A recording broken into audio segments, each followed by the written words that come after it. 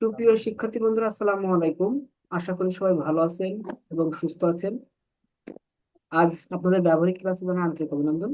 যারা 19তম শিক্ষক নিবন্ধন লিখিতভাবে ভর্তি হতে চাচ্ছেন, দ্রুত ভর্তি হয়ে যাবেন।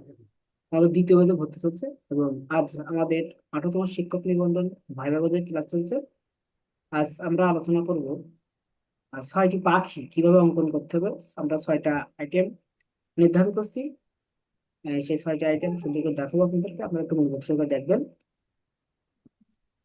এবং এর পরে আমরা তথ্যও কিছু বিষয় আলোচনা করব, সেগুলো একটু মনোযোগ সহকারে দেখবেন।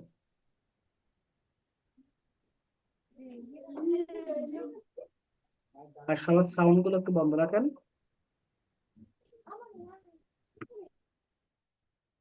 আমরা সবসময় যে কোনো বিষয়, যে কোনো বস্তু সহজ করে ভাববো, অতি সহজ করে ভাববো। তাহলে আমরা প্রথমে কি দোয়েল, সবাই দোয়েল অঙ্কন করছে দেখলাম, দোয়েল সবার সুন্দর হয়েছে। কারো একটু সমস্যা হয়েছে সেগুলো একটু দেখবেন, সমস্যাগুলো সমাধান করার চেষ্টা করবেন। আমি আপনাদেরকে দেখাচ্ছি সহজ করে। আমরা শুধু লাইন ড্রয়িং করবো, আমরা স্কেচ করব না। স্কেচ বলতে কি, লাইন ড্রয়িং এর ফাঁকে ফাঁকে কিছু কিছু জায়গায় এরকম টোন দেওয়া যায়, ওই টোন গুলো আমরা ইউজ করবো বিষয়বস্তু ফোটানোর জন্য।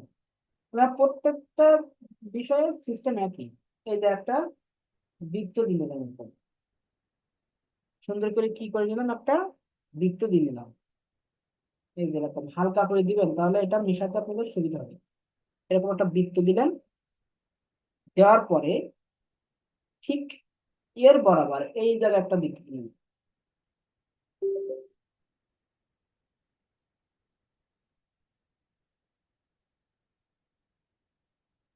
ঠিক আছে, এই যে এখানে একটা, এই যে বৃত্ত দিলাম। ভালো করে বুঝে নেবেন বিষয়টা, যে আমরা কিন্তু বারবার প্র্যাকটিস করবো না। এরপর এই জায়গাটা আমরা কতটুকু রাখবো সেটা আমাদের উপর নির্ভর করছে। এখান থেকে আমরা একটা রেখা উঠাই দিলাম উপরের দিকে। দোয়েল পাখির লেজ খাড়া হয়, এই জন্য আমরা কি করলাম, এখান থেকে একটা রেখা উপরের দিকে উঠে দিলাম। এখান থেকে একটা বক্স তৈরি করলাম, এখান থেকে এই যে বক্স, এটা বক্স তৈরি করে রেখে দিলাম। মানে আমরা সীমানা নির্ধারণ করে নিচ্ছি, সীমানাটা নির্ধারণ করে নিচ্ছি। এরপর আমরা এরকম জায়গাটা কি দেব, পায়ের অংশ দেবো এই জায়গাটা। তাহলে আমরা পায়ের অংশটা এখনো নির্ধারণ করে নিতে পারি, আবার পরেও নির্ধারণ করতে পারি। এই যে এরকম একটু রাউন্ড করে রেখে দেবো, এখান থেকে এরকম রাউন্ড করে রেখে দেবো, এখানে একটা বৃত্ত দেবো, দিয়ে এখান থেকে একটা চিকন করে আমার এই চলে আসবে, চিকন করে চলে আসবে। আমরা এটা পরে এই ডার্ক লাইটের মাধ্যমে ঠিক করব। এখান থেকে এই একটা, এখান থেকে এই একটা, এখান থেকে এই একটা।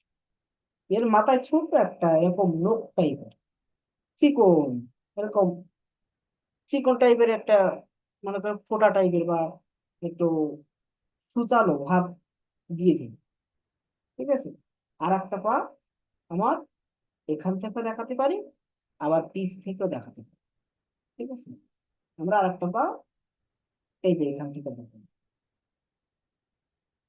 এটাও সেম ভাবে এর মতো আসলো, এসে এখান থেকে এই যে, এগুলো সম্পূর্ণ অংশ দেখা যাচ্ছে না, এই যে একটু সুচালো ভাব থাকে। পায়ের অংশ কিন্তু দেওয়া শেষ। এবার এই অংশটা কিন্তু আমার এর সাথে এরকম সামঞ্জস্য হবে। এরকম এখান থেকে যে পশম পশম ভাব থাকে, সেটা কিন্তু আমার সমন্বয় করতে হবে। এরপর এই জায়গা থেকে এই যে এর কি দেবো, পাক, পাখির পাক আমরা এই জায়গা থেকে দিয়ে দিই, এই যে রাউন্ড করে এই যে নিয়ে গেলাম। এই মাথাটা সবসময় কি করবো আমরা, চিকন, এই মাথাটা কি করব, চিকন করবো। এবং এর সাইড দিয়ে এই একই ভাবে এই সাইডের পাকটা ওই সাইডেও এই যে সামান্য দেখা যাচ্ছে, এই সাইডের পাকটা ওই সাইডেও সামান্য দেখা যাচ্ছে, মানে একই লেভেল বরাবর। কিন্তু যখন পার্সপেক্টিভ দিবেন তখন ওই সাইডে গেলে আপনার কি হয়ে যাচ্ছে, ওটা ভারী হয়ে যাচ্ছে, মানে এটা একটু দূরে হয়ে যাচ্ছে পার্সপেক্টিভের কারণে, এবং এটা হচ্ছে ভারী, এটা হচ্ছে হালকা। আর যদি এটা ভারী দেন তাহলে এটা হালকা লাগবে। এই যে এটাই।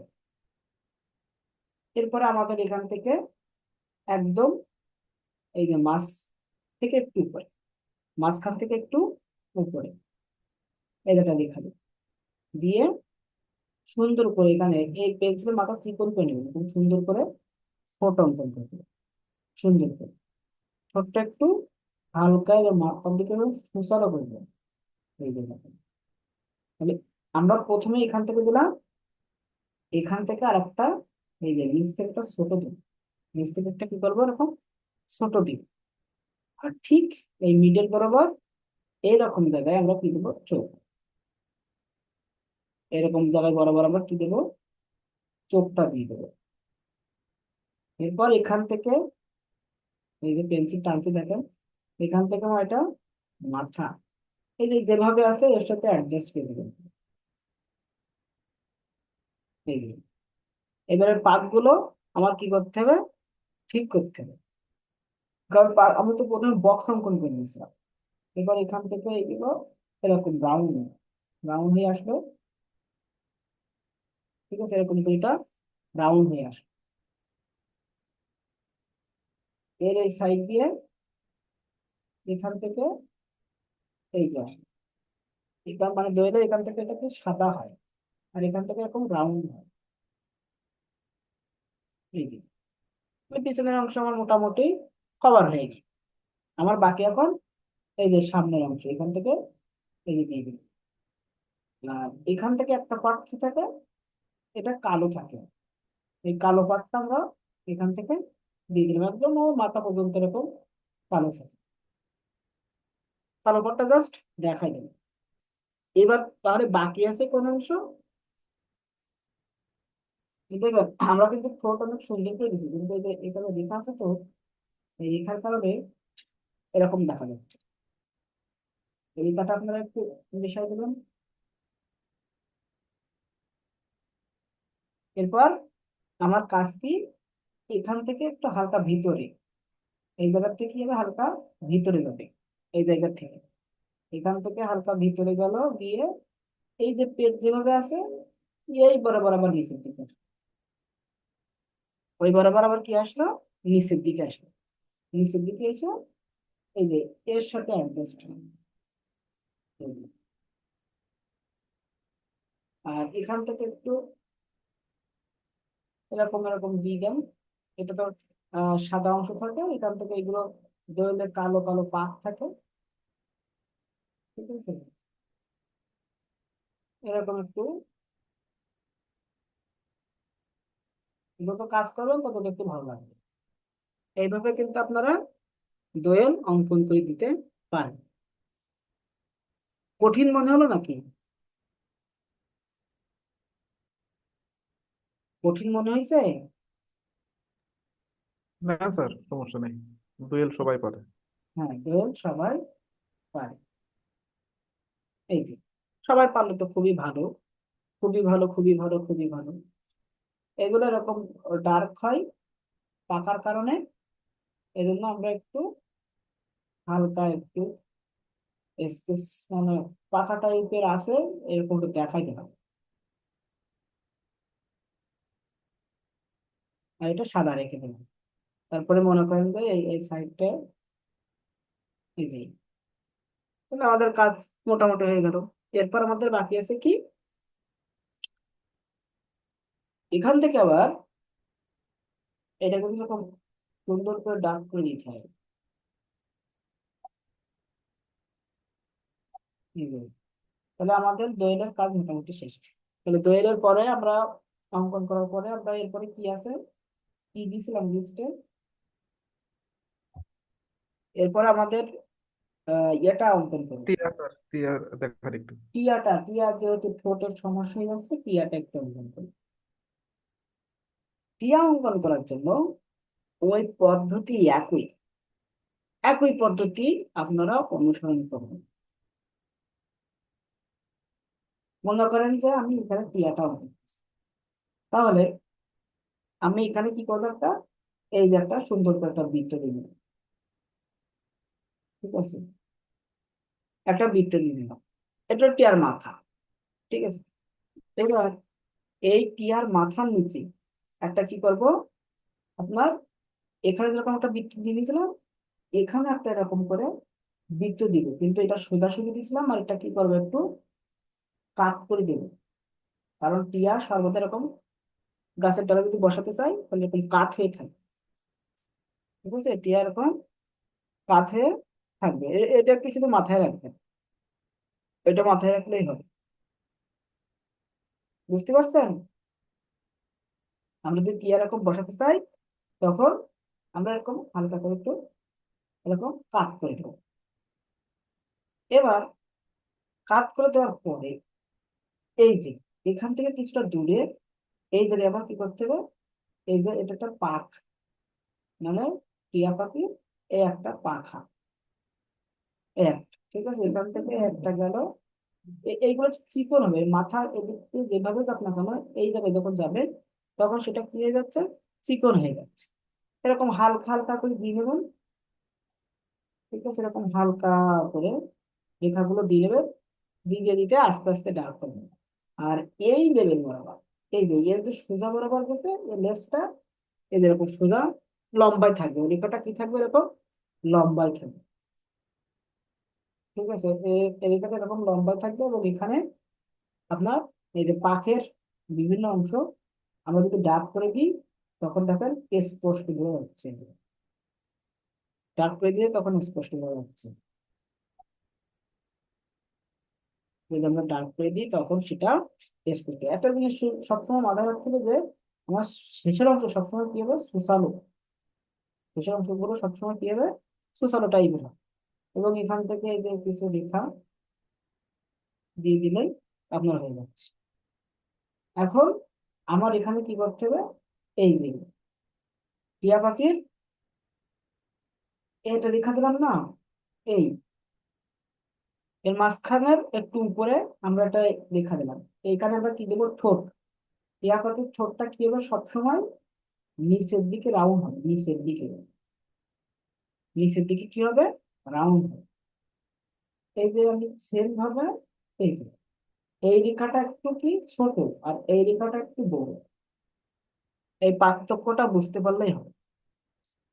এই রেখাটা একটু লম্বা হবে, আর এই রেখাটা একটু ছোট হবে, এই দেখেন দাগ দিলে বোঝা যাচ্ছে। এরপর ঠিক এর নিচ থেকে এই যে একদম মাথা না, কিন্তু কিছুটা গ্যাপ দেবেন, সামান্য একটু গ্যাপ দেবেন। গ্যাপ দিয়ে এই জায়গা থেকে এটা এরকম রাউন্ড করে নিয়ে দরকার হয়। এই যে রাউন্ড করে নিলাম, এই দেখেন ওর ঠোঁটের যে কাটিং সেটা চলে আসছে। এরপরে এখান থেকে এই যে রাউন্ড, ঠিক আছে, এখান থেকে রাউন্ড, আর এই লেভেল বরাবর এই যে চোখ, এই লেভেল বরাবর চোখ। ঠিক আছে, এরপর এখান থেকে এগুলো এরকম রেখা থাকে, আর এই ঠোঁটটা একটু নিচের দিকে এরকম চিকন করে ঝুঁকে থাকে, চিকন করে ঝুঁকে থাকবে, আর নিচের দিক থেকে এই যে এর সাথে এই জায়গা থেকে নিচের যে রেখাটা হবে সেটা এই জায়গা থেকে এরকম নিচের দিকে আসবে। ঠিক আছে, এখান থেকে এই যে একটু গেল, আর এখান থেকে এটা এই একটা আসবে।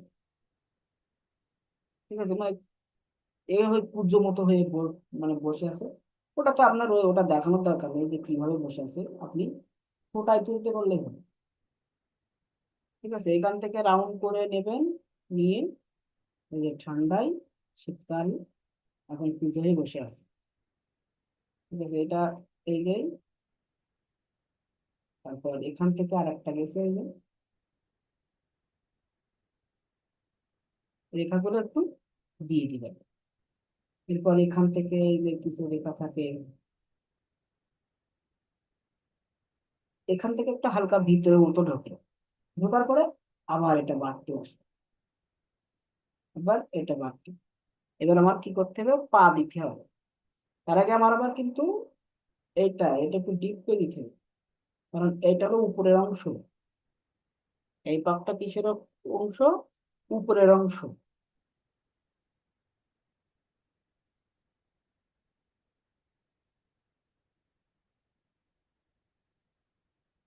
এই যত ডিটেলস করবেন তত দেখতে ভালো লাগবে, কিন্তু আমাদের তো ডিটেলস করার সময় পাবো না।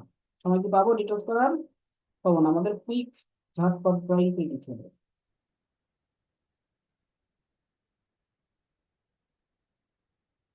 যত দ্রুত ড্রয়িং করে দিতে পারেন এটা। আর টিয়া পাখির ঠোঁট সবসময় কি হয়?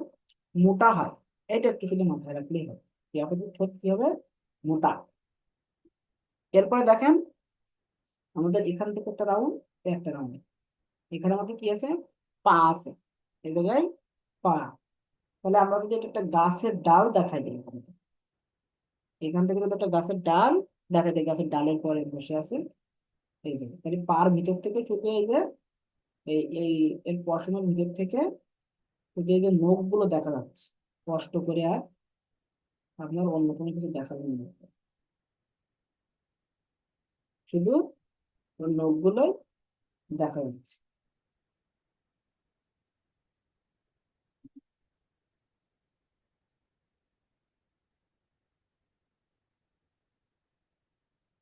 এই মোটা মোটা একটা গাছের ডাল দেখা দিতে পারেন, ঠিক আছে? মোটা একটা গাছের ডাল দেখা দিতে পারেন। এবার যেহেতু আপনাদের এর নিচের দিকে অংশের সমস্যা হচ্ছে না, আমাদের যত সমস্যা হচ্ছে সব উপরের দিকে, মানে ঠোঁটের ওখানে, সুতরাং আমি ঠোঁটটা একটু আরেকটু ভালো করে দেখাবো। ঠোঁটটা আরেকটু ভালো করে দেখাচ্ছি দেখেন। এই অংশ যদি আমরা মিশাই দেই, তখন আমরা সুন্দর বুঝতে পারি।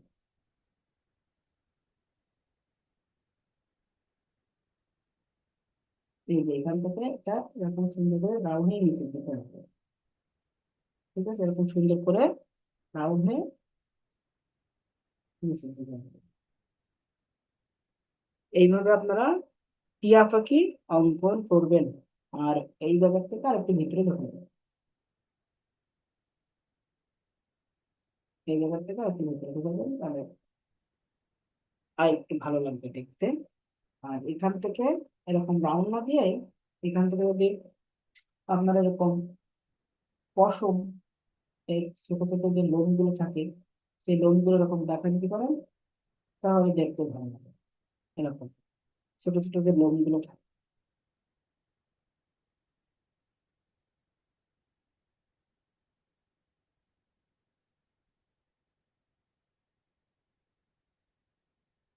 এরকম ছোট ছোট লোম গুলো দেখা দিলে যত কাজ করবেন তত দেখতে ভালো লাগবে, যত কাজ করবেন ততই দেখতে ভালো লাগবে। এরপরে আপনারা দোয়েলের মতো করেই আপনারা ময়না পাখি অঙ্কন করবেন। এই এক পেজের ভিতরে দেখাই দিই। দোয়েলের মতো করে আপনারা কি করবেন? ময়না পাখি অঙ্কন করবেন। কিন্তু ময়না পাখির সময় কি করবেন? লেজটা নিচের দিকে দিবেন, ঠিক আছে? দোয়েলের সিস্টেমিক একই রকম সিস্টেম। তাহলে আমরা এখানে এই যে বৃত্তি দিলাম, দোয়েলে যেভাবে দিয়েছিলাম এখানেও বৃত্তি দিলাম, দিয়ে এর লেজটা কি নিচের দিকে, ঠিক আছে? এর লেজটা গেছে কি নিচের দিকে গেছে, এই। আর কোনো পার্থক্য নেই। এই দোয়েলের কি গেছিল উপরে গেছিল, আর এর নিচের দিকে আসছে। এরপর এই যে এখান থেকে সেম, হ্যাঁ, ময়নার কি হয়? ঠোঁটটা একটু মোটা এবং লম্বাটে হয়। ময়নার ঠোঁটটা লম্বা এবং মোটা টাইপের হয়। এটা একটু শুধু পার্থক্যটা মনে রাখলে হবে। ময়নার ঠোঁটটা কি হবে? মোটা এবং লম্বা টাইপের। নিচের ঠোঁটটার অংশ একটু কি হয়? বাড়তি হবে। এখান থেকে এটা শেষ, কিন্তু এটা এত দূর গেছে, এতটুকু। এটা একটু খেয়াল রাখবে। এখানে চোখ, এই যে মাথা সবসময় কি হবে? চিকন হবে, মাথা সবসময় চিকন করে দিয়ে। এরপর এই যে বৃত্তের উপর থেকে এটা একটু সমান্তরালে যায়, ময়না পাখির এই মাথাটা একটু সমান্তরালে যায়, এই যে রাউন্ড হয়ে এই যে গেছে, গিয়ে এই যে লেজের এখান থেকে একটু এই যে পাকা, এখান থেকে একটা এই যে কর্নার করে একটা পাকা, এই এখান থেকে কিছু রেখা দিয়ে দিলাম, ঠিক আছে, এখান থেকে এরকম কিছু রেখা দিয়ে দিলাম, ছোট ছোট যে পাকার যে লোমগুলো সেটা সহজেই ফুটে উঠলো, সেটা সহজেই ফুটে উঠলো। এর নিচ থেকে, এই যে এর নিচ থেকে এই এই রাউন্ডটা এই আসলো, ঠিক এর নিচ থেকে, এই ঠোঁটের নিচ থেকে এই রাউন্ডটা এই, যেভাবে বৃত্ত আছে এই বৃত্তের সাথে আমরা অ্যাডজাস্ট করে দিব। ঠিক আছে, এখানে একটা জিনিস, যেহেতু এখানে বসে আছে, আমরা এখান থেকে দুইটা অংশ, এই জায়গায় একটা পা আর এই জায়গায় একটা পা, তাহলে এখান থেকে একটা এই যে রাউন্ড, এখান থেকে একটা এই যে রাউন্ড, এই দুইটা রাউন্ড আমরা বের করে নিব এই রেখাটা দেওয়ার সময়। এই যে এই চিকন, কেউ চিকন করিয়ে দিতে পারে, কেউ মোটা করিয়ে দিতে পারে, ঠিক আছে, কেউ চিকন করে দিতে পারে আবার কেউ মোটা করেও দিতে পারে, কোনো সমস্যা নেই। এরপরে এই যে আসলো এখান থেকে, ওই যে প্রত্যেকটা যেভাবে দিচ্ছি সেম ভাবে আমরা এখান থেকে এরকম সুন্দর করে ফোটাবো, সেম ভাবে। এটা গাছের ডাল দিলে গাছের ডাল দেখাই দেবো, না হলে সিম্পল ভাবে ওই রেখে দেবো। ঠিক আছে, যে এখানে ঘাস আছে, ঘাসের পরে দাঁড়িয়ে আছে এরকম একটা ভাগ সাপ, ঠিক আছে, ঘাসের পরে দাঁড়িয়ে আছে এরকম একটা ভাগ সাপ দেখাই দিলাম। এখান থেকে যে এই পাতগুলো থাকে, একটু কয়েকটা রেখা দিলেই আরো সুন্দর হয় দেখতে।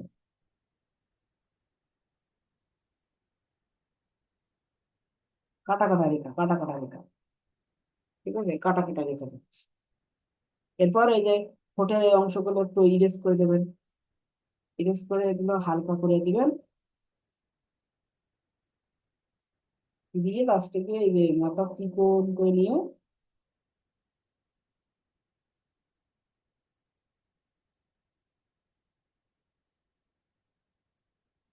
চিকন করে নিয়ে দিয়ে দিলে হয়ে যাচ্ছে। এরপর আমার সে লেজের অংশ, এখান থেকে এরকম কিছু রেখা দিলাম, এরপর এই যে এখান থেকে এই যে, এখানে যে পাক থাকে, পাকের অংশগুলো আমরা এরকম রেখার মাধ্যমে সুন্দর করে ধরে থাকবো। তাহলে টিয়া হলো, ময়না হলো, দোয়েল হলো, এই এই সিস্টেমেই আপনারা কি আঁকতে পারবেন, কবুতর, ওই সিস্টেম সব একই, কবুতরও ওই সিস্টেম আঁকতে পারবেন, কিন্তু কবুতরের দেহটা কি হবে, একটু মোটা হবে। তাহলে আমরা এখানে বৃত্ত দিলাম এই, ঠিক আছে, এইখানে তো আমরা বৃত্ত দিলাম এই জায়গাটা, আমি একটু ছোট করে আঁকতেছি। বৃত্ত দেওয়ার পর এই জায়গাটা রেখা এরকম এই বরাবর একটা রেখা দিলাম, ঠিক আছে, একদম এই বরাবর দেখার পরে এই বৃত্তটা একটু মোটা, মোটা করে দিতে হবে, একটু মোটা করে দেবে এই বৃত্তটা, মোটা করে দিয়ে এই যে রেখাটা না, এইটা এরকম টেনে দেবেন কোনাকুনি, এই কোনাকুনি টেনে দেবেন। মোটা করে দেওয়ার পরে ওই কোনাকুনি আপনারা এই যে টেনে দেবেন, এই যে যতটুকু বড় করতে চাচ্ছেন তত টেনে দেবেন, টেনে দিলেই হলো। এরপর ওই যে দোয়েল পাখির মতন এরও এখান থেকে ঠোঁট দেখা দেবেন। কবুতরের ঠোঁটটা কি হবে, একটু পার্থক্য একটা জায়গায়, এই যে ঠোঁট স্বাভাবিকভাবে অঙ্কন করলেন, ঠিক আছে, স্বাভাবিকভাবে ঠোঁট অঙ্কন করলেন, নিচ থেকে এই যে টেনে দিলেন, কোনো সমস্যা নেই। এটা মাথাটা একটু এই যে হুল থাকবে না, মানে চিকন থাকবে না, সুচালো থাকবে না মাথাটা, মানে আমরা মাথাটা কি করবে, একটু সুচালো করবে। কবুতরের ক্ষেত্রে একটা জিনিস আপনার খেয়াল রাখতে হবে, এর এইখানে একটা সাদা অংশ থাকে, এবং একটা সাদা অংশ থাকে কবুতর, এই জিনিসটা আপনাকে খেয়াল করতে হবে। আর এইটা একটু রাউন্ড করে দিবেন, একটু রাউন্ড করে দিলেই সুন্দর হবে। এবার এখান থেকে এই যে মাথা, এই মাথাটা এরকম রাউন্ড করে নিয়ে আসবেন, এই যে কবুতরের ক্ষেত্রে এরকম দিচ্ছে, কারণ ওর গলাটা একটু লম্বা টাইপের। কবুতরের গলাটা কি হয়, একটু লম্বা টাইপের। এই জন্য আমরা এই যে এখান থেকে তারপরে এই যে খোলা, এই যে মনে করেন যে এখানে এসে এখানে যে কিছু পাখের অংশ থাকে। এবার নিচের অংশ কি, এই যে একটু একটু ভিতরে ঢুকলি, সামান্য একটু ভিতরে ঢুকে এই যে লম্বা টাইপের গলাটা একটু কি করতে হবে না, লম্বা টাইপের রাখতে হবে, রেখে এই অংশটা খোলা হবে, এই অংশটা।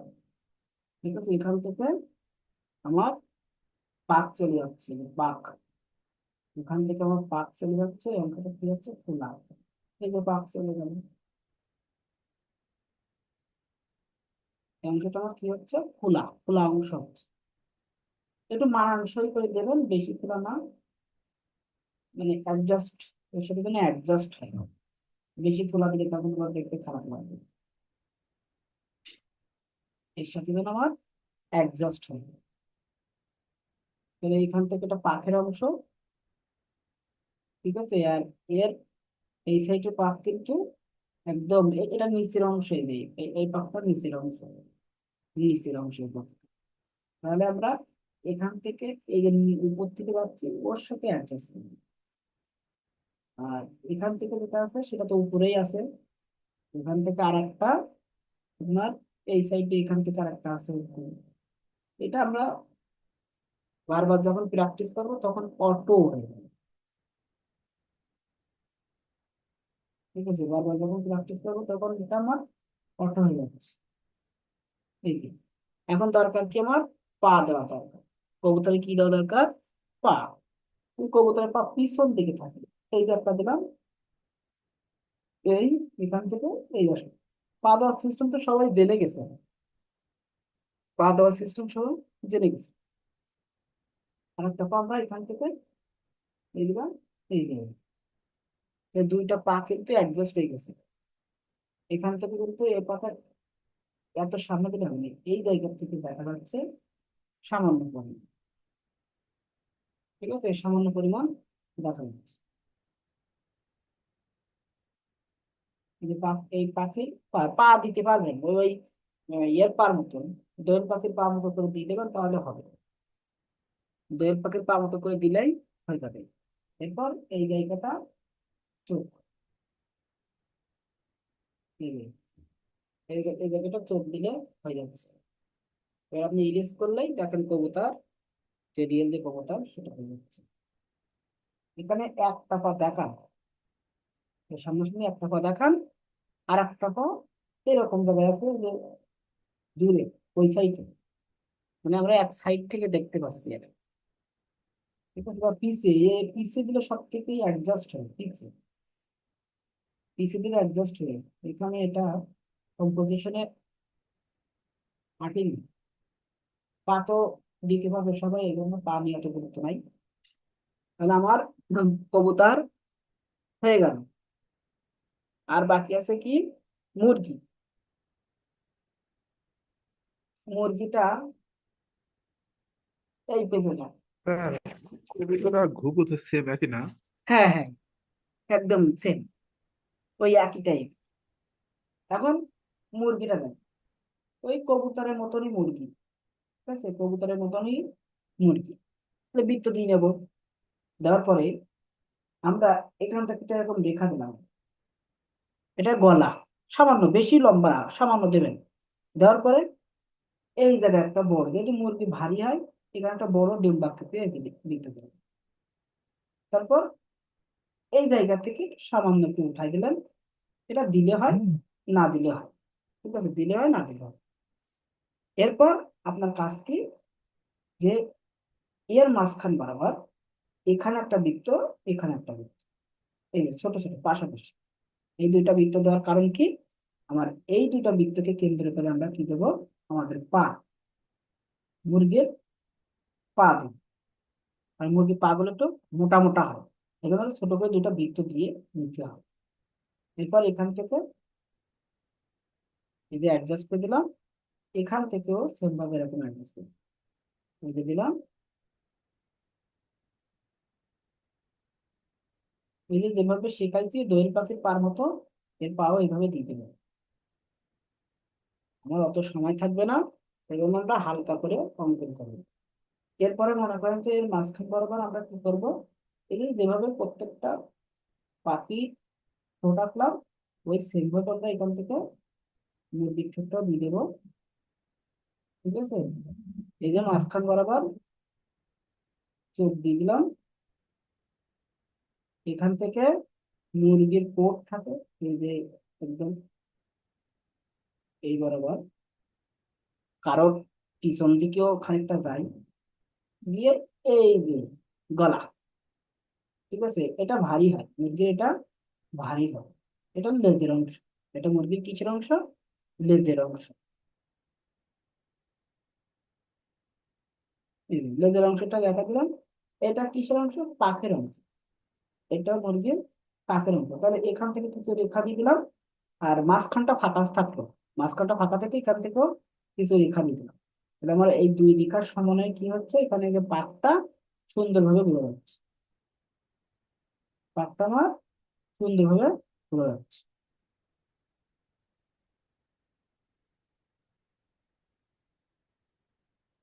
ঠিক আছে, সুন্দরভাবে আমার পাকটা বোঝা যাচ্ছে।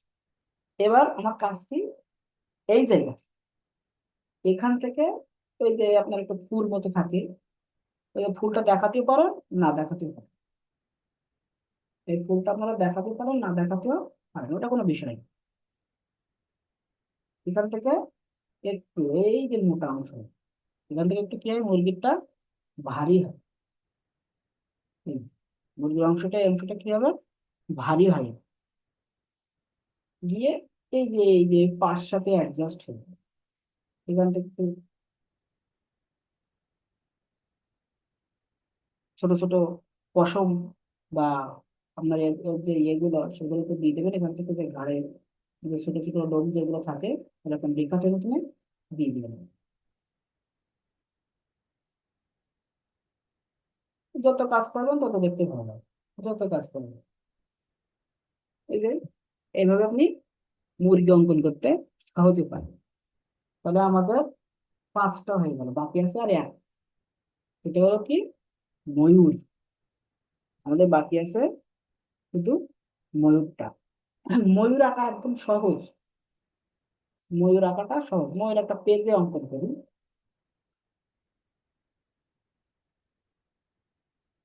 এই পেজটাতে অঙ্কন করি। দেখেন ময়ূর কিভাবে অঙ্কন করবেন। এখানে একটা বৃত্ত দিলেন, এই যে একটা বৃত্ত দিলেন। ময়ূরের মাথা কিন্তু ছোট করতে হবে, ময়ূরের মাথাটা সবসময় কি করতে হবে, একটু তুলনামূলক ভাবে ছোট। এরপর ময়ূরের গলা লম্বা, তো একটা রেখা দিয়ে নেবেন। ময়ূরের গলা লম্বার কারণে এটা রেখা দিয়ে দিবেন। ঠিক আছে, রেখা দেওয়ার পরে এই জায়গায় একটা বৃত্ত দিবেন। ঠিক আছে, ময়ূরের গলা লম্বার কারণে এখান থেকে একটা রেখা দিয়ে এখানে একটা বৃত্ত দিবেন। দেওয়ার পর এই জায়গা থেকে, এই বৃত্তর এখান থেকে, এটা হলো ময়ূরের পাখের অংশ এটা।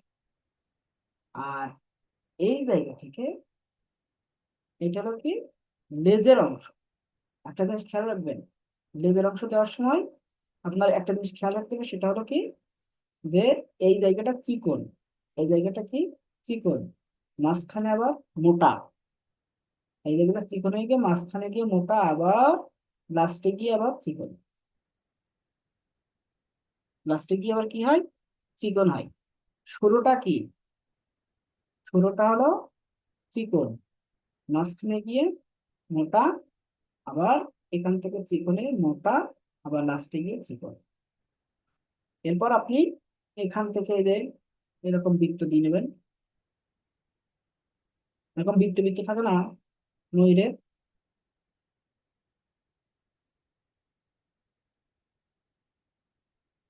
হারুন সাহেব, এরকম বৃত্ত থাকে না ময়ূরের। হ্যাঁ স্যার। জি স্যার। এইবার একটা জিনিস, একটা টেকনিক শেখাই দিই। টেকনিকটা এরকম, ওই ময়ূরের মধ্যে দেখবেন যে ইয়ে মতন থাকে, ঝিমিঝি মতন থাকে, এরকম মধ্যেখান থেকে এরকম দুইটা করে দাগ দিয়ে দেবেন, এরকম ঘোরাই ঘোরাই, এরকম ঘোরাই ঘোরাই দুইটা করে দাগ দিয়ে দেবেন। একদম সহজ একটা বুদ্ধি শিখাই দিলাম। এরকম দুইটা করে দাগ দিয়ে দিবেন। দেওয়ার পরে এই সামনের অংশটা ডার্ক করে দিলাম, দুটাকে দাগ দেওয়ার পরে সামনের এই অংশটা ডার্ক করে দিলাম, এই যে ডার্ক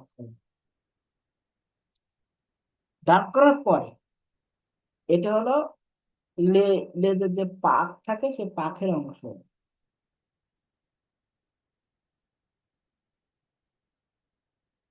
লেজের যে পাখ থাকে না, সেই পাখের অংশ। তাহলে আমার এখান থেকে এর চারি সাইডে এরকম পাখের চিহ্ন দিয়ে দিতে হবে।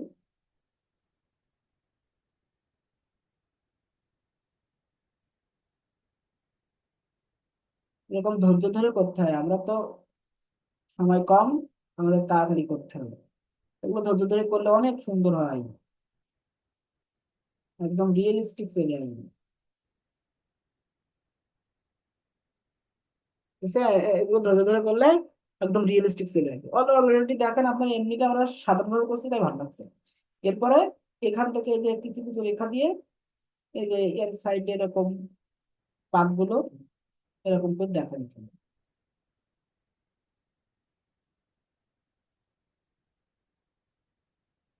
এরকম পাকগুলো দেখা দিলে ময়ূরীর যে রিয়েল যে পাখের যে কন্ডিশন থাকে, সেই কন্ডিশন গুলো আপনারা সহজে ফুটাই তুলতে পারবেন। ঠিক আছে, শুধু রেখা দিচ্ছি আর কিছু না, কিন্তু শুধুমাত্র রেখা দিয়ে আমরা এটা ফুটাচ্ছি। আর এখান থেকে এই যে একটা পাক দিয়ে দিলাম, এবং এখান থেকে এরকম করে করে দিলাম, মানে এটা একটা পাকের একটা ঢেউ ঢেউ ঢেউ ঢেউ ভাব হবে। মানে এটা পশম। ঠিক আছে, এটাও ওই যে ছোট ছোট যে লোমগুলো থাকে না পাকের উপরে, সেই লোমগুলো, এগুলো একটা এক্সিলেন্ট একটা ফ্লেভার চলে আসে। এরপরে আমাদের কাজ কি, ময়ূরের মাথা অঙ্কন করা। এই যে এখান থেকে রেখা দিলাম, দিয়ে ময়ূরের ঠোঁটটা একটু লম্বাটে হবে। ময়ূরের ঠোঁটটা একটু কি হবে, লম্বাটে হবে, একটু চিকন হবে। এই যে লম্বাটে হলো, চিকন হলো। আর অন্য অন্যদেরকে আমরা গোল দিয়েছিলাম, গোল বৃত্ত দিয়েছিলাম, আর এর কি দিতে হবে, এরকম লম্বা টাইপের, মানে মানুষের চোখের মতো করে, মানুষের চোখের মতো করে এই যে ময়ূরের চোখ দিতে হবে, মানুষের চোখের স্টাইল। এরপর আমরা কি করবো, এখান থেকে এটা ঘুরে এই যে মাথা নিলাম। গলা সবসময় কি হবে, লম্বাটাই হবে, এর সাথে অ্যাডজাস্ট করবে। সেম ভাবে এখান থেকে কিন্তু এই যে ভিতরের দিকে গেল, গিয়ে এই যে আসবে। গলা আবার বেশি চিকন করবেন না, তাহলে আবার দেখতে খারাপ লাগে। এই যে এসে এখান থেকে মোটা হবে, এই জায়গা থেকে কি হবে, মোটা হবে। এই যে এই জায়গাতে মোটা হয়ে আপনার এর সাথে অ্যাডজাস্ট হবে। ঠিক এর মাঝখান বরাবর এই জায়গায় এই যে দুইটা পা দিয়ে দেখা দিবেন।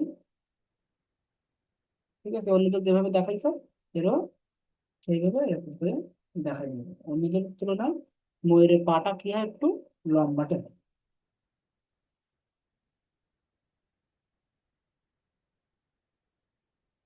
এই যে এবার আপনার কাজ কি, যে এই জায়গায় একটু কিছু এরকম রেখা দেওয়া, কিন্তু এখানে আপনার ওর গায়ে যে ছোট ছোট পশম থাকে সেগুলো যেন দেখা যায়।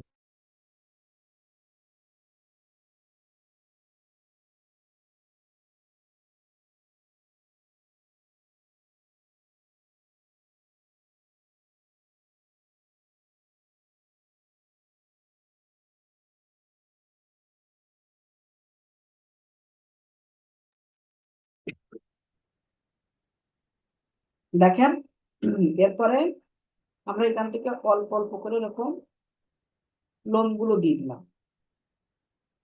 ঠিক আছে, অল্প অল্প করে, যদি সময় থাকে, আর সময় না থাকলে যদি আপনার সাথে গল্প করে, তাহলে গল্প করতে করতে লোম টোম গুলো আপনার দিয়ে দিতে পারবেন। ঠিক আছে, কিন্তু এই পাখাটা কিন্তু উপরে, আর এগুলো কিন্তু নিচে, তাহলে এই জিনিসটা একটু ডার্ক হবে, এই জায়গাটা যে লোমগুলো দেবেন সেগুলো একটু ডার্ক হবে। তাহলে সহজেই বোঝা যাবে যে এটা উপরের পাখা আর এটা নিচের পাখা, এটা সহজে বোঝা যাবে। এখানে রাউন্ডটা আপনারা চাইলে আর একটু কমায়ও দিতে পারবেন। ঠিক আছে, রাউন্ডটা একটু কমায়ও দিতে পারেন, কোনো সমস্যা নেই, মানে আপনার যত সুন্দর করে পারবেন। আপনার যত সুন্দর পেপার। এখন ময়ূরের মাথায় কি করতে হবে আপনার? তিনটা, একটা, দুইটা, তিনটা, দিয়ে মাথায় একটা করে বৃত্ত দিয়ে দিলেন। এই যে ঝুঁটি টাইপের থাকে, ফুল টাইপের ময়ূরের মাথায়, সেই ফুলটা এরকম দিয়ে দিলেন। বেশি কঠিন করে আঁকার দরকার নেই, এরকম সহজ করে আঁকলেই হবে। বুঝতে পারছেন? এরকম সহজ করে এইবার লাইট শেড দিলে মনে করেন যে এটা একেবারে রিয়েলিস্টিক যে ভাবধারা সেটা চলে আসবে। আমাদের তো লাইট শেড দেওয়ার সময় পাবো না, ওই জন্য আমরা এর দিকে এখন যাবো না। এরপরে এখান থেকে এই অংশগুলো, এই যে ঠোঁটের যে অংশগুলো ছিল, এগুলো একটু লাইট বের করে দিলেই আমাদের সেই কাঙ্ক্ষিত সেই ময়ূর হয়ে যাচ্ছে।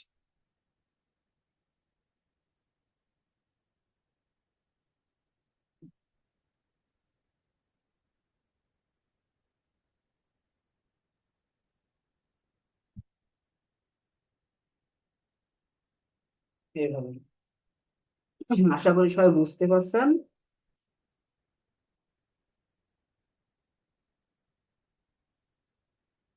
এই ময়ূর পারবেন? সবাই আঁকতে পারবেন? কঠিন মনে হচ্ছে না? চেষ্টা করবো স্যার। হ্যাঁ, চেষ্টা করলে অবশ্যই সম্ভব। এবার যত আপনি উপরে কাজ করতে চাইবেন তত কাজ করতে পারবেন, কোনো সমস্যা নেই। এই যে এই যে পাতাগুলো, এই যে পশম পশম, ছোট ছোট পশম পশম গুলো দেওয়ার জন্য একটা পদ্ধতি আছে। সেটা কি? যে আপনার এই জায়গাটা আমি ফাঁকা রাখছি, কিন্তু এখানে আবার দিচ্ছি, এখানে ফাঁকা রাখছি, এবার এই জায়গায় দিচ্ছি, এই দিয়ে দিচ্ছি। তাহলে নাইট শেডের কারণে ওর যে পশমের যে রিয়েলিস্টিক যে ভাবটা, সেটা কিন্তু ফুটে উঠবে আস্তে আস্তে। সবাইকে অসংখ্য ধন্যবাদ আমাদের সাথে যুক্ত থাকার জন্য। আমরা এখন তথ্য বিষয়ে যাব। তথ্য বিষয়টা একটু সবাই খেয়াল করবেন। আর আপনারা যারা প্রশ্ন জমা দিচ্ছেন, আপনাদেরকে অনেক অনেক ধন্যবাদ।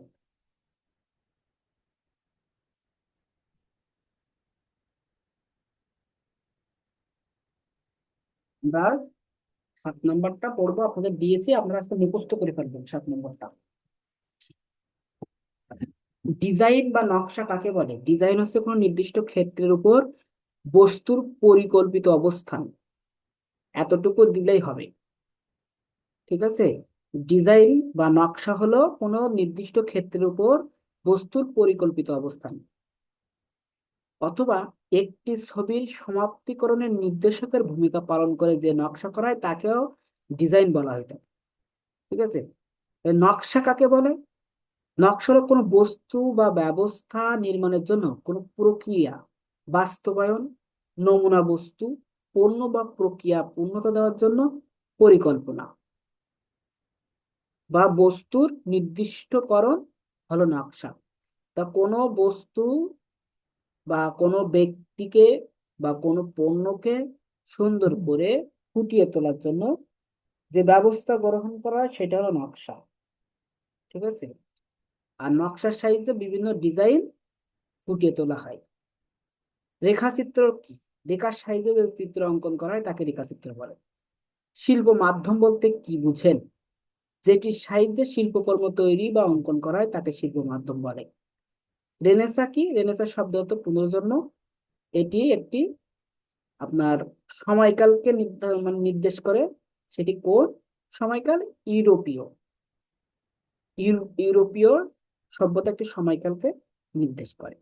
রেনেসার 3জন উল্লেখযোগ্য শিল্পীর নাম হলো Leonardo da Vinci, Michelangelo, Raphael. আমি এগুলো একটু বেশি করে দিয়ে রাখছি আপনাদের, 3 থেকে 4টা শিল্পী, 2 থেকে 3টা মনে রাখলেই হবে। শিল্পী রাফায়েল কে ছিলেন? ইতালীয় চিত্রশিল্পী ও স্থপতি। তার 2টি শিল্পকর্মের নাম স্কুল অফ অ্যাথেন্স আর the marriage of the Virgin. শিল্পী লিওনার্দো দা ভিঞ্চি কি? রেনেসার একজন বিখ্যাত চিত্রশিল্পী। কি জন্য বিখ্যাত? তিনি একাধারে ভাস্কর, স্থপতি, সঙ্গীতজ্ঞ, সমযন্ত্রশিল্পী সহ বিংশ শতাব্দীর বহু বৈজ্ঞানিক আবিষ্কারের নেপথ্যের জনক, যার কারণে তিনি বিখ্যাত। তার শিল্পকর্ম কি? মোনালিসা এবং দ্য লাস্ট সাপার। মাইকেল অ্যাঞ্জেলোর উল্লেখযোগ্য শিল্পকর্মের মধ্যে কি কি আছে? সিঁড়িতে Madonna, পিয়েতা, David, Saint Peter's basilica, এইগুলো। হেনরি মুর কে? আর তার উল্লেখযোগ্য শিল্পকর্মের মধ্যে কি আছে? হেনরি মুর হলো স্পেন্সার মুর, বা ওনার নাম হলো হেনরি স্পেন্সার মুর। শুধু হেনরি মুর বললে হবে। হেনরি মুর ছিলেন একজন ইংরেজ শিল্পী। তিনি তার অর্ধ বিমূর্ত শিল্পের জন্য বিখ্যাত। এখানে যদি প্রশ্ন করা হয় হেনরি মুর কি জন্য বিখ্যাত, তাই অর্ধ বিমূর্ত বিশাল ব্রোঞ্জের ভাস্কর্যের জন্য বিখ্যাত, যেগুলো পুরো পৃথিবীতে গণপূর্ত শিল্প হিসেবে ছড়িয়ে আছে।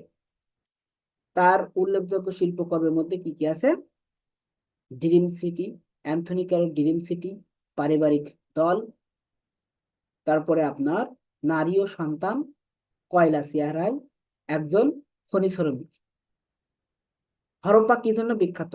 হরপ্পা হলো প্রত্নতাত্ত্বিক স্থানের জন্য বিখ্যাত, আর এটি পাকিস্তানের পাঞ্জাব প্রদেশে অবস্থিত। মহেঞ্জোদারো কোথায় অবস্থিত? মহেঞ্জোদারো শব্দের অর্থ কি আগে এটা জেনে নিই। মহেঞ্জোদারো শব্দের অর্থ হলো মৃত স্তূপ। মহেঞ্জোদারো শব্দ অর্থ মৃত স্তূপ, আর এটি ভারতের সিন্ধু সভ্যতার বৃহত্তম নগরী বসতিগুলোর মধ্যে অন্যতম। কারণ এটা কোথায় অবস্থিত? পাকিস্তানের লারকানা জেলায় অবস্থিত। পাকিস্তানের লারকানা জেলায় মহেঞ্জোদারো অবস্থিত। আর এটির সময়কাল ছিল 2600 খ্রিস্টপূর্বাব্দ। এগুলো আমি একবারে দিয়ে দিছি, যেন একটা প্রশ্ন করলে ওখান থেকে কি ধরনের প্রশ্ন আসবে সেগুলো দিতে পারেন উত্তর। নগর পরিকল্পনায় কোন সভ্যতার ভূমিকা সব থেকে বেশি? সিন্ধু সভ্যতা। লোকশিল্প কি? লোকশিল্প হলো সাধারণ মানুষের দ্বারা সৃষ্ট এবং প্রচলিত শিল্প। এতটুকু দিলেই হবে। লোকশিল্প হলো সাধারণ মানুষের দ্বারা সৃষ্ট এবং প্রচলিত শিল্প। বাংলাদেশের প্রচলিত উল্লেখযোগ্য লোকশিল্পগুলো কি কি? নকশিকাঁথা, নকশি শিকা, শীতল পাটি, মাটির ফলকচিত্র, পাতা ও খড়ের জিনিস, এইগুলা। জয়নুল আবেদিন কে? তাকে শিল্পাচার্য বলা হয় কেন? জয়নুল আবেদিন বাংলাদেশের একজন খ্যাতমান বা খ্যাতনামা চিত্রশিল্পী। আর তাকে শিল্পাচার্য বলা হয় কেন? শিল্প শিক্ষা প্রসারের জন্য, আমৃত্যু প্রচেষ্টার জন্য তাকে শিল্পাচার্য বলা হয়। শিল্পী জয়নুল আবেদিনের উল্লেখযোগ্য শিল্পকর্মের মধ্যে আছে বিদ্রোহী, গুলটানা, নাইয়ার, দুর্ভিক্ষ, নবান্ন, সংগ্রাম, নৌকা, মুক্তিযোদ্ধা, মেডোনা, অনেকগুলো আমি নাম দিয়ে দিয়েছি, আপনার 3-4টি বলে ইত্যাদি বললেই হবে। মিশরীয় সভ্যতা কি জন্য বিখ্যাত? মিশরীয় সভ্যতা মূলত তাদের মমি, ফারাও রাজা আর পিরামিডের স্থাপত্য শৈলীর জন্য বিখ্যাত। মিশরীয় সভ্যতার উল্লেখযোগ্য নিদর্শন কি? প্রাচীন মিশরীয় সভ্যতার উল্লেখযোগ্য নিদর্শন হলো মিশরীয় স্থাপত্য। এটির সবচেয়ে পরিচিত উদাহরণ হলো মিশরীয়দের পিরামিড এবং স্ফিংস। পিরামিড কি? কোন বহুভুজের উপর অবস্থিত যে ঘনবস্তু একটি শীর্ষবিন্দু থাকে, যে কোন বহুভুজের উপর অবস্থিত যে একটি ঘনবস্তুর একটি মাত্র যে ঘনবস্তু একটি শীর্ষবিন্দু থাকে এবং যার পার্শ্ব তলগুলোর প্রত্যেকটি ত্রিভুজ আকার। কোন বহুভুজের উপরে যে ঘনবস্তুর একটি শীর্ষবিন্দু থাকবে এবং পার্শ্বতলগুলো সবগুলো ত্রিভুজ আকার, তাকে পিরামিড বলে। মমি করা হয় কেন? মমি হলো একটি মৃত দেহ যা জীবের শরীর নরম কোষ সমষ্টিকে জলবায়ু মানে খারাপ আবহাওয়া থেকে রক্ষা করে, আর মানুষের দেহকে আপনার অনেকদিন ধরে সংরক্ষণ করে রাখার জন্য মমি করা হয়। এরপরে বলা আছে মিশরীয় পবিত্র লিপির নাম কি? হায়ারোগ্লিফিক। মিশরীয় উল্লেখযোগ্য শিল্প শৈলীগুলো কি কি? পিরামিড, স্ফিংস, রামেসিসের মূর্তি, মিশরীয় হায়ারোগ্লিফিক, এগুলো হলো শিল্প শৈলী। পরিপ্রেক্ষিত কি? দূরের জিনিস ছোট এবং কাছের জিনিস বড় করে দেখানোর শৈলীকে পরিপ্রেক্ষিত বলে। দূরের জিনিস ছোট এবং কাছের জিনিস বড় করে দেখানোর শৈলীকেই পরিপ্রেক্ষিত বলে। প্রচ্ছদ শিল্প বলতে কি বোঝেন? প্রচ্ছদ এমন একটি ব্যবহারিক শিল্পকলা যেটি তৈরি হয় একটি নির্দিষ্ট বইয়ের লেখা বিষয়বস্তু বা গল্প, উপন্যাস, কবিতা ছাড়া প্রবন্ধ ইত্যাদিকে আশ্রয় করে। তাহলে প্রচ্ছদ শিল্প কি? প্রচ্ছদ শিল্প হলো এমন একটি ব্যবহারিক শিল্প যেটি তৈরি হয় একটি নির্দিষ্ট বইয়ের লেখা। একটি নির্দিষ্ট বই থাকবে, তার নির্দিষ্ট লেখা থাকবে, সেই লেখার উপর সেটা প্রবন্ধ হতে পারে, উপন্যাস হতে পারে, তাকে আশ্রয় করে এই প্রচ্ছদ শিল্প তৈরি হয়। মনপুরা সত্তর জয়নুল আবেদিনের একটি বিখ্যাত চিত্রকর্ম। ইমপ্রেশনিজম শিল্প আন্দোলনের উল্লেখযোগ্য কয়েকজন শিল্পীর নাম: পল সেজান, ক্লদ মনেট, তারপরে আপনার ফ্রেডরিক বাদিল। তিনজনের নাম বললে হবে। তাহলে ইমপ্রেশনিজম কি? ইমপ্রেশনিজম 19 শতকে শুরু হওয়া একটি চিত্রকলা আন্দোলন বা শিল্প আন্দোলন। 19 শতকে শুরু হওয়া একটি শিল্প আন্দোলন। এ সময় কয়েকটি শিল্পকর্মের নাম হলো ঘাসের উপরে মধ্যাহ্নভোজন, অলাপিয়া, সূর্যোদয়, লেজুয়ের দ্য কাত্ত। এখানে দুই একটা বললেই হবে। সিস্টেন চ্যাপেলের ছাদচিত্র অঙ্কন করেন কে? শিল্পী মাইকেল অ্যাঞ্জেলো। ইনস্টলেশন আর্ট বা টেম্পোরারি আর্ট কি? ইনস্টলেশন আর্ট হলো এক ধরনের শিল্প যা বিশেষভাবে একটি নির্দিষ্ট স্থানের জন্য তৈরি করা হয়। এতটুকু বললে হবে। ইনস্টলেশন আর্ট হলো এক ধরনের শিল্প যা বিশেষভাবে একটি নির্দিষ্ট স্থানের জন্য তৈরি করা হয় এবং সাধারণত শুধুমাত্র অল্প সময়ের জন্য প্রদর্শন করা হয়। এটা অল্প সময়ের জন্য প্রদর্শন করা হয়। ইনস্টলেশন আর্টকে প্রায়শই অস্থায়ী শিল্প হিসেবে উল্লেখ করাই বিভিন্ন কারণ রয়েছে। কারণগুলো কি? এটা ক্ষণস্থায়ী, এটা কিছুক্ষণ থাকে। মনে করেন যে একটা প্রদর্শনী আছে, সেখানে অল্প কিছুক্ষণ সময়, মানে প্রদর্শনীটা জাস্ট আধা ঘন্টা বা 45 মিনিট বা 20 মিনিট পরিদর্শন করবে সেই সময়, ঠিক আছে, সেই সময়টা এটা গুরুত্ব থাকবে। এরপর দেখেন। স্যার তাহলে কি ইনস্টলেশন আর্ট মানে প্রদর্শনী শিল্প হবে? জি জি, না না, এটা প্রদর্শনী, অর্থ কি? প্রদর্শনী শিল্প আলাদা, ওটা আর্ট এক্সিবিশন। প্রদর্শনী শিল্প হলো আর্ট এক্সিবিশন। আর ইনস্টলেশন আর্ট মানে কোন একটি নির্দিষ্ট জায়গার জন্য তাৎক্ষণিক তাৎক্ষণিক শিল্পী এখানে সরাসরি অংশগ্রহণ করতে পারে, আবার সে কোনো মাধ্যমেও উপস্থাপন করতে পারে। মানে একটা নির্দিষ্ট স্থানের জন্য তৈরি করা হয়, অল্প সময়ের জন্য। যে আর্ট একটি নির্দিষ্ট স্থানের জন্য বিশেষভাবে তৈরি করা হয়, সেটা হলো আপনার ইনস্টলেশন আর্ট। যেমন মাই বেড, তারপরে the dinner party. Dinner party কি বেশিক্ষণ থাকে? থাকে না। খাওয়া দাওয়া শেষ, সবাই চলে যায়। বেডে কি মানুষ সারাক্ষণ থাকে? থাকে না, কিন্তু একটা নির্দিষ্ট সময় থাকে, বাকি টাইম কিন্তু চলে যায়। এটাকে বোঝানো হয়েছে। ওয়ারী বটেশ্বর কোথায় অবস্থিত এবং কি জন্য বিখ্যাত? ওয়ারী বটেশ্বর প্রত্নতাত্ত্বিক নিদর্শনের জন্য বিখ্যাত। তাহলে ওয়ারী বটেশ্বর কিসের জন্য বিখ্যাত? প্রত্নতাত্ত্বিক নিদর্শনের জন্য বিখ্যাত। 2000 সালে এটি খনন করা হয়। আর এটা খনন করার জন্য সব থেকে বেশি মানুষের কাছে পরিচিত যে ওয়ারী বটেশ্বর খনন কার্যের জন্য। নরসিংদী জেলায় অবস্থিত। ওয়ারী বটেশ্বর কোথায় অবস্থিত? নরসিংদীতে। মেসোপটেমিয়া শব্দের অর্থ কি? মেসোপটেমিয়া শব্দের অর্থ হলো দুই নদীর মধ্যবর্তী স্থান। মেসোপটেমিয়া শব্দের অর্থ হলো দুই নদীর মধ্যবর্তী স্থান। এরপর মেসোপটেমিয়ার উল্লেখযোগ্য শিল্প নিদর্শনগুলো কি কি? বলিদান, আসার, যুদ্ধ দৃশ্য, সমাধি, প্রাসাদ, মন্দির ইত্যাদি। মিশরীয়দের সবচেয়ে বড় পিরামিডের নাম কি? কুফুর পিরামিড। মিশরীয়দের সবচেয়ে বড় পিরামিডের নাম কি? কুফুর পিরামিড। 18তম শিক্ষক নিবন্ধনে লিখিত বিষয়ে যে প্রশ্নগুলো ছিল তার উপরে এই প্রশ্নগুলো তৈরি করা। আশা করি ওখান থেকে যদি কোনো প্রশ্ন ধরে, এর ভিতর থেকে প্রশ্নগুলো পেয়ে যাবেন। সবাইকে অসংখ্য ধন্যবাদ আজকের ক্লাসে আমাদের সাথে যুক্ত থাকার জন্য।